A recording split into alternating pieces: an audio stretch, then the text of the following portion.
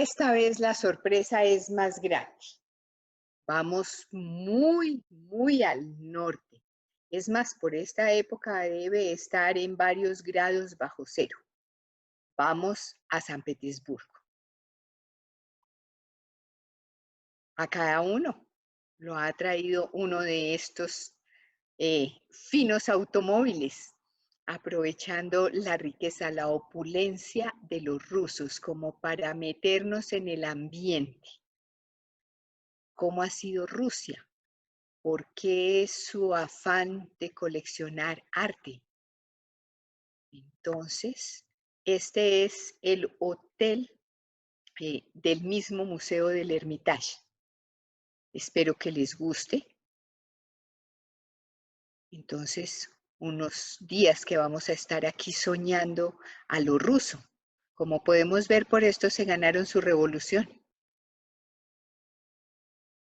Una suite muy bien dotada, un buen brunch, porque nos espera un largo día en el Museo del Hermitage. Así completamos 4 museos alrededor del mundo. Vamos a ir a pie, son más o menos unos 40 minutos, desde el hotel hasta el Museo del Hermitage. San Petersburgo, como su nombre lo dice, pues fue Pedro el Grande el que quiso hacer una gran ciudad cogiendo las cosas lindas de las grandes ciudades europeas. Tenemos entonces acá la gran plaza y al fondo el Museo del Hermitage. La columna de Alejandro y a nuestra espalda queda entonces el Ministerio de la Defensa, un arco del triunfo muy parecido a lo que hay en Berlín.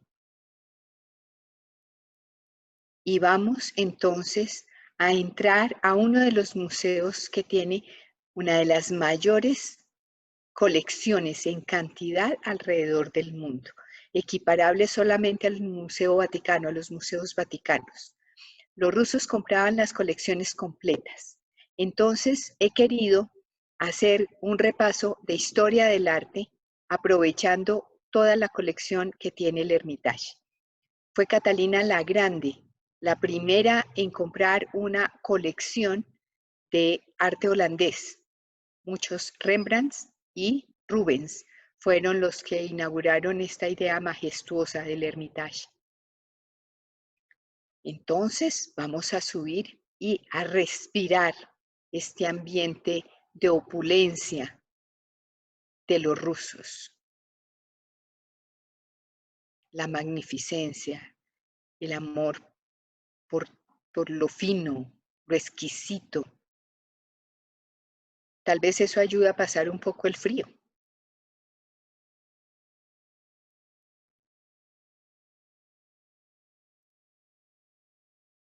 Desde el piso hasta el techo.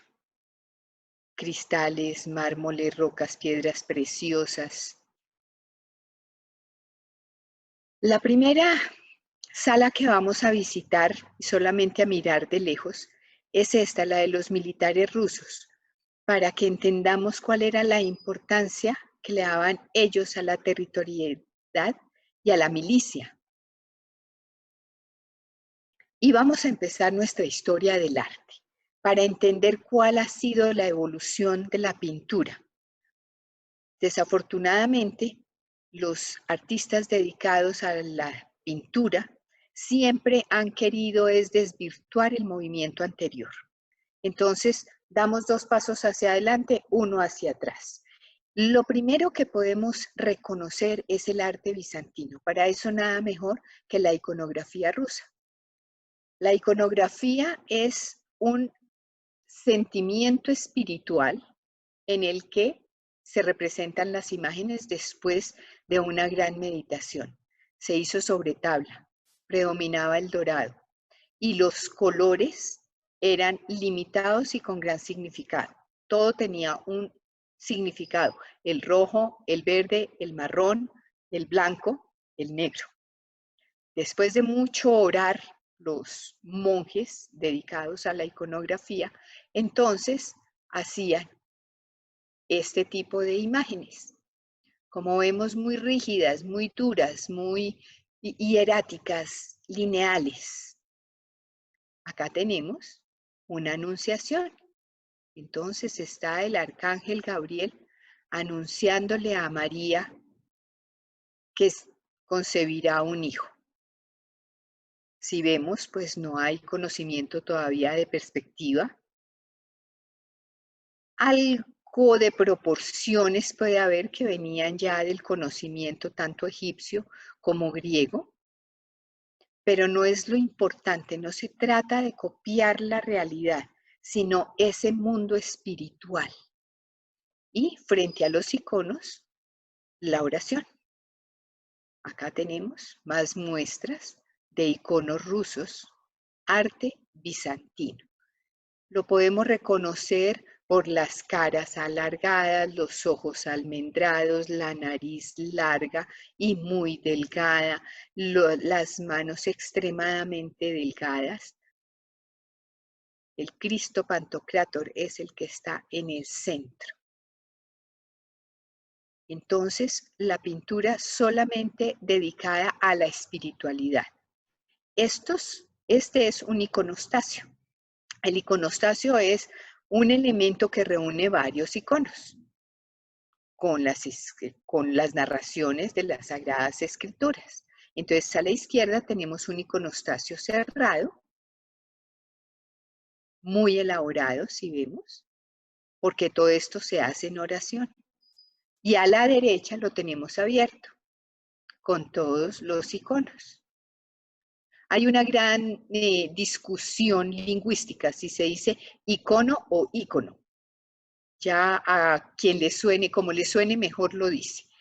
Es simplemente imagen, es lo que traduce para nosotros un icono. Después de la iconografía, entonces empieza a nacer el gótico. El gótico, entonces, ya sale de esa idea solamente de la religión, digamos, de siempre estar representando a la Virgen, a Cristo, a los apóstoles y de todo, al gótico. Y el gótico identifica a Dios con la naturaleza. Esta es la única muestra del gótico que hay en el Hermitage. Es la Virgen de la Anunciación de Simone Martini. Entonces vemos como características se sigue manteniendo la tabla, se sigue manteniendo el temple, o sea, esa especie de témpera en la que usamos el pigmento y yema de huevo para los colores. El detalle, aumenta el detalle, ya el gótico tiene mucho detalle y ya si vemos se flexibiliza la imagen. Ya no tenemos lo hierático y duro del bizantino, pero es el detalle al máximo. Pasamos, seguimos por las salas del Hermitage y después del gótico entonces entramos al Renacimiento, uno de los movimientos más reconocidos por nosotros, donde básicamente el cambio pasa de toda la deidad a la que la figura humana es el centro, tanto en filosofía como en pintura. Entonces, la imagen, la figura humana es la medida de todo. Y de ahí, pues, tenemos al gran Rafael, una de sus Madonas, en la que ya tiene completos rasgos humanos. Ya no estamos en Bizancio, no estamos del lado de Constantinopla, sino ya estamos del lado de Italia y de Roma, de Occidente. El detalle, la perfección y ya la búsqueda de la carne. Esta es una Madonna que se le atribuye a Leonardo. Hay todavía muchísima discusión si es de uno de sus alumnos, si es en compañía con uno de sus alumnos. Lo que sí está claro es que no es exclusivamente de Leonardo. Pero muchísima gente va a verla, ¿no? Y es como un icono del Museo del Hermitage. Esta es otra de las Madonas de Leonardo, Esta sí está certificada, que es de Leonardo. Virgen con el niño o Madonna con el niño. Dejando el Renacimiento, entonces pasamos al manierismo. El manierismo es hacerlo a la manera de, entonces es la imitación. Y como imitación, pues no es que sea muy bueno, digamos, pero después de toda la magnificencia que hubo en el Renacimiento, ese despertar enorme, pues obviamente tenía que venir todo lo que sube baja. Entonces viene el manierismo y de tratar de hacerlo a la manera de. Este es Tintoretto en el nacimiento de Juan. Entonces, pues allá está Sara, todavía convaleciente. Vemos a Zacarías, que acuérdense, había quedado mudo por no creer. Está la nana tratando de alimentar a Juan, pero si vemos las figuras no son naturales. Está demasiado artificial, demasiado rígido. A pesar de que hay movimiento, no hay naturalidad. También es cierto que pasar después de maestros como Leonardo, como Miguel Ángel y Rafael, pues era muy complicado continuar pintando. Y ahí viene el manierismo. Del manierismo pasamos, si ven entonces viene como uno grande, uno que cae, viene el barroco. Del barroco también reconocemos muchísimas cosas, porque entonces es la luz la que se convierte en el centro de todo. Y nada mejor para eso que tener un Rembrandt. Y son muchos los Rembrandts que hay en el Museo del Hermitage. Pero vamos a mirar la obra del regreso del hijo pródigo. Uno de los relatos más lindos, de las parábolas más lindas del cristianismo. Entonces, dice la historia que había dos hijos y que el menor decidió pedirle la herencia al padre. La acabó y una vez en la pobreza decidió regresar.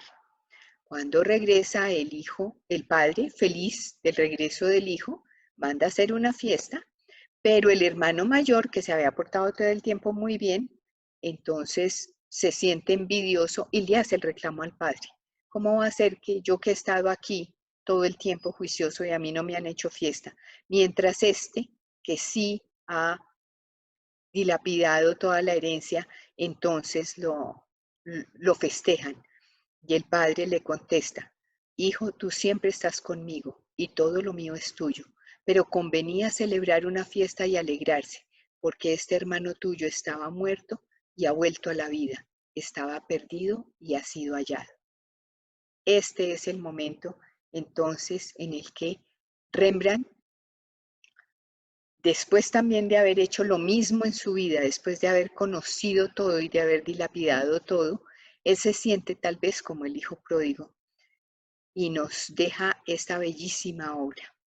La luz de Rembrandt, que es la famosa luz del siglo de oro holandés del barroco, nos habla, si sentimos la obra, podemos ver que hay una luz tenue que viene de la parte superior, como que baña todo el escenario. Pero que si hay como un espectador a mano izquierda y prendiera una linterna, así alumbraría la escena, como entrando también a la escena. Por la dirección de la sombra podemos ver que esa luz está dada por una persona que está como a la altura, digamos, del padre que está agachado y que desde ahí con una linterna ilumina todo el espacio.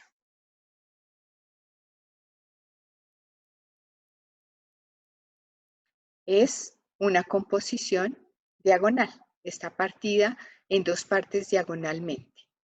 Podemos decir que a la izquierda está la representación del juicio, de la envidia, del no lo puedo creer, ¿no?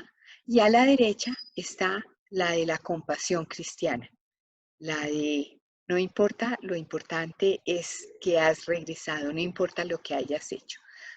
A la izquierda, entonces, pues tenemos 4 personajes de la narración en la que pues está el hijo envidioso, el mayor, con su bastón de mando, vestido igual al padre. Está el criado y están otros 2 personajes en la penumbra. El que más llama la atención es el que sobresale de la columna, que está mirando al espectador y dice como, ¿usted qué opina? Si estuviera aquí ¿usted qué pensaría de este momento? Entonces esta es la parte izquierda del cuadro, de la diagonal izquierda, y en la diagonal derecha está toda la fuerza del amor, de la comprensión, de la acogida ante lo que podemos llamar el error.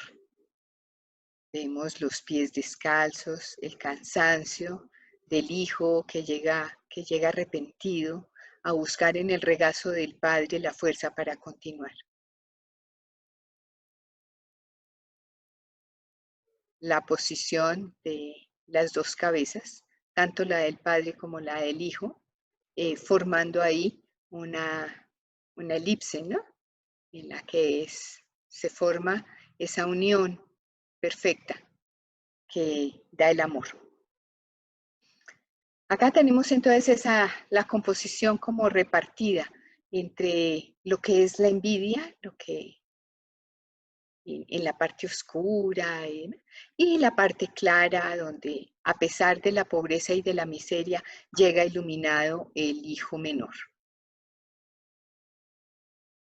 El barroco holandés, Rembrandt.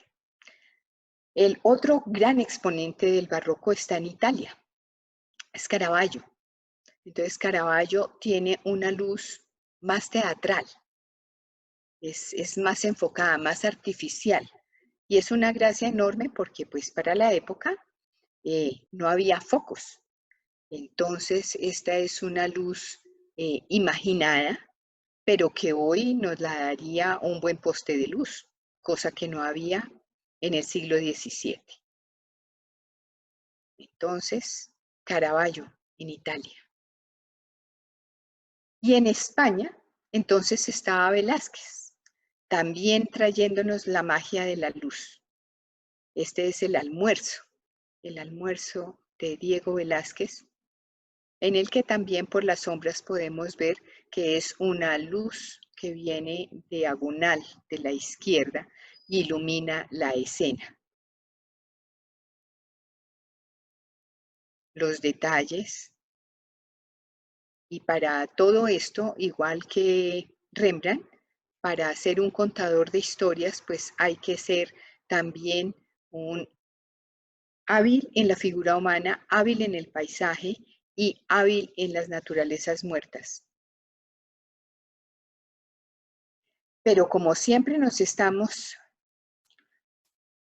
criticando, entonces que la luz no, que eso está muy oscuro, entonces salen los novedosos y dicen, no, no, no, ahora tiene que ser todo clarito. Y viene entonces el rococó. El rococó, creo que la palabra sí la hemos oído muchísimo, porque son cosas muy recargadas y muy fuera de la realidad, muy idealizadas, composiciones sensuales y los colores pastel, viniendo del claroscuro del barroco. Entonces acá tenemos a Tiepolo. Entonces si ven los angelitos, las flores, un mundo idealizado, un mundo muy lejos de la realidad. Pero lo importante para el momento era dejar atrás el barroco. Acá empiezan a ser los franceses, como Boucher, los que empiezan a mandar la parada. Antes, si veíamos, estaba entre Italia y Holanda. Bueno, y España también. Ahora vienen a ser los franceses los que ponen estos puntos de romanticismo, ¿no? Aunque el romántico es otro, el romanticismo es otro. Ahorita es el rococó, vemos hasta las ovejitas, no tienen cara de ovejas, todo es todo pureza, todo candor, todo es perfecto. Hasta este momento que es como una pasada de tragos, pues es muy dulce. El rococó francés. Del rococó, entonces, como siempre nos estamos contradiciendo, dice, No, no, no, no, no. Hay que irse a la perfección. Eso no es verdad. Entonces, vámonos para la perfección en el neoclasicismo. Cogen muchísimo la mitología y buscan esa perfección que tampoco es real. Este es David. Entonces, todo muy pensado, todo el dibujo muy pensado, toda la composición muy pensada, todos los colores muy bien hechos. Y el otro es Ingres. Entonces, con sus retratos perfectos, idealizados del neoclasicismo. También entonces marcando la parada los franceses. Y entonces volvemos nuevamente, nos vamos para el romanticismo. Viene la exaltación de las pasiones. Entonces ya no es lo que veo, sino qué es lo que quiere decir. Paseando por las salas nos encontramos a la izquierda con un Courbet, también francés. Entonces son esos paisajes más sentidos.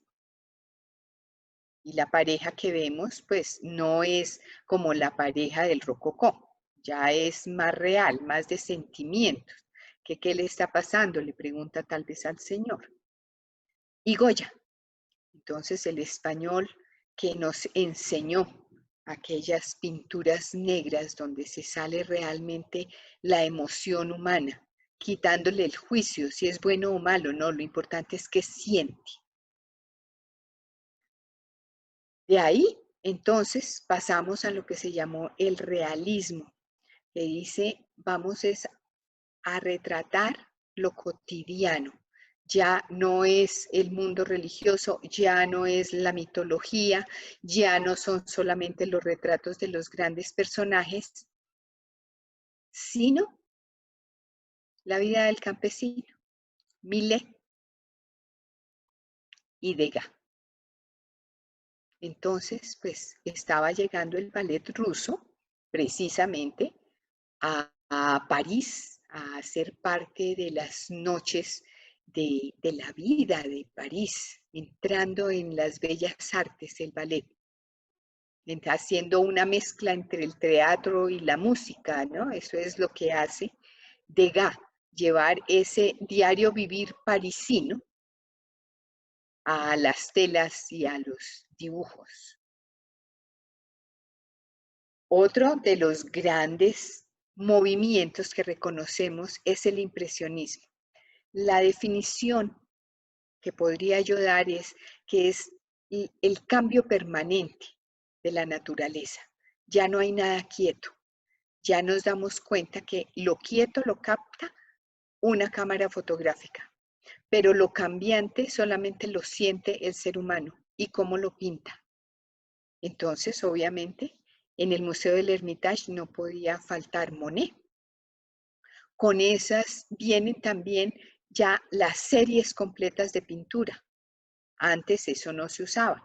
Ahora sí lo imponen los impresionistas, que es pintar el mismo paisaje o el mismo objeto, digamos, a distintas horas, en distintas estaciones y ver solamente gozar del cambio, que nada es permanente, que todo está cambiando. Y eso viene de la filosofía oriental, porque habían llegado las estampas japonesas y la filosofía oriental había llegado a París, más que todo por el norte, había entrado por Ámsterdam, de que nada está quieto, todo cambia. Y Renoir, entonces tanto Monet como Renoir son los representantes del impresionismo que están en el Museo del Hermitage. Renoir hizo de la pintura todo un negocio, bien entendida la palabra negocio, ¿no? Fue cómo conquistar más gente a que entendiera más la pintura y que se movía. Entonces ya no es el retrato ahí quieto, si vemos son grandes pinceladas que nos dan esa frescura como del movimiento y termina por generarnos el ambiente. Pero también se tenía que acabar el impresionismo y llegamos a los postimpresionistas. Los postimpresionistas se consideran dos, donde se inicia el arte moderno. Uno, Gauguin. Gauguin, este hombre que tenía una vida plácida en París, trabajaba en la bolsa, tenía una familia, estaba casado con una hija de diplomático, todo muy estable, 5 niños, todo muy muy como lo que el deber ser nos enseñaba, ¿no? Entonces, él lo tenía todo, pero empieza a visitar las exposiciones y empieza a sentir por dentro que él no quiere esa vida perfecta y estática de tener la esposa, los hijos, el trabajo asegurado, y empieza a comprar arte y empieza a pintar y se empieza a unir al grupo de los impresionistas y entonces con Pizarro viaja a América. En América se está construyendo el canal de Panamá y ahí definitivamente se enloquece. Se enloquece en el buen sentido de la palabra, en el que se reconoce y dice, soy un aventurero, soy un hombre distinto, no soy ese hombre de ciudad encorbatado, es un pintor y se dedica a viajar y a pintar. Llega a las islas y se enamora de lo primitivo y eso es lo que pinta. Hoy en día son millones de dólares los que se cobran por estas pinturas que fueron hechas muchas veces en sacos de harina porque no tenía con qué comprar lienzos. Pero ya parte la historia de la pintura. Si vemos, es una realidad, pero no es fotográfico. Es como quiere ver el mundo. Y el otro, sale Gauguin por un lado y por el otro, nuestro amigo Van Gogh. Van Gogh empieza a pintar como él ve las cosas, no necesariamente como las cosas son, porque cada uno de nosotros ve la realidad desde un punto de vista diferente. Y ahí es donde se parte el arte moderno y empezamos todos a pintar desde el lado de lo que sentimos, no necesariamente de lo que vemos. Porque lo que vemos, pues lo pinta una cámara fotográfica, pero desde donde yo lo veo, esta, por ejemplo, pues es la madre y una amiga de Van Gogh en el jardín. Entonces es como ella se las imagina, como él se las imagina en el jardín. Lo mismo hacía Gauguin. Entonces es como él veía así, a él le posaban sus indígenas, pero no era fotográfico. Entonces ya los colores no son fotográficos, los colores, acuérdense, empiezan a ser toda una tarea de los estudiosos que decían, esto tiene una ciencia. Entonces ya ellos se dedican, más que todo Van Gogh, a hacer la tarea, a ver si es verdad que los colores son una vibración y eso es lo que le da vida a una tela. Pero no nos quedamos ahí tampoco. Ya llega el principio del siglo XX y con él el fauvismo. Fauve viene de fiera en francés y son las fieras del color. Es la frescura de pintar. Después de saber hacerlo muy bien, es como lo hago muy rápido, muy libre, espontáneo. Y el estudio del color. Cómo me pongo a mezclar el color. No importa lo que yo esté haciendo. Lo que importa es el contraste del color. Y esta es una de las obras magníficas de uno de los grandes fauvistas, Matisse. Matisse, el francés que dejó las leyes para volverse pintor y es uno de los más famosos pintores franceses. La danza. La danza fue un encargo de un millonario ruso para un regalo y es básicamente el color en movimiento. Si vemos son solamente 3 colores. Hizo varias danzas, cambiando, variando un poquito la tonalidad de cada uno de los 3 colores. De ahí que el rojo es complementario del verde y el naranja es complementario del azul. Entonces, como en las proporciones indicadas, esto se vuelve una danza, ¿sí? De los colores. Y nos invitan simplemente a vivir la vida, a danzar por la vida como los colores. Y al tiempo del fauvismo, pues estaba el cubismo. El cubismo de quien se dice que el padre es Picasso. Dicen que fue Gris, que era entre los dos, no importa si quién se lleva el honor de ser el gran creador del cubismo. El cubismo lo que hace es decir, todo está hecho como de cubos. Entonces yo puedo ver el frente y el lado para ver cómo saltan las formas y ya no es la realidad, no es fotográfico. Esto no lo puede hacer una cámara fotográfica. Ya viene la creatividad en pleno y se abre por completo un mundo a todos los movimientos pictóricos del siglo XX. Así entonces hemos hecho un recuento casi cronológico, diríamos, por la historia de la pintura, entendiendo qué movimiento llevó a cuál, porque hay unos más relevantes que otros, pero que indudablemente los que están abajo empujaron al siguiente movimiento. Y aquí estamos de regreso en nuestro hotel. Mientras estuvimos nosotros en el museo, nos han puesto la Navidad. Estamos entonces en la misma época que estamos viviendo en la actualidad. Un buen descanso, agua tibia porque está haciendo mucho frío, una buena cena, un comedor lleno de gobelinos. Sabemos que los gobelinos están considerados artesanías, pero por debajo siempre está la obra de un pintor. Entonces, grandes muestras de gobelinos, los más famosos, los belgas.